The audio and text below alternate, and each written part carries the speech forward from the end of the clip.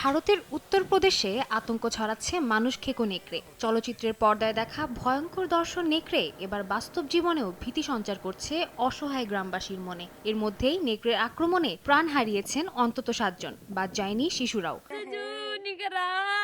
স্থানীয় সময় মঙ্গলবার জেলা প্রশাসন জানায় প্রায় 2 মাস ধরে চলছে নেকড়ের এই তাণ্ডব। এতে ক্ষতিগ্রস্ত হচ্ছে স্থানীয়দের জীবনযাত্রা। রাত দিন জীবন নিয়ে ভয়ে থাকছেন তারা। यहाँ पर जो अनाउंसमेंट किया जाता है, अनाउंसमेंट में ये सतर्क रहने के निर्देश भी दिए जाते हैं।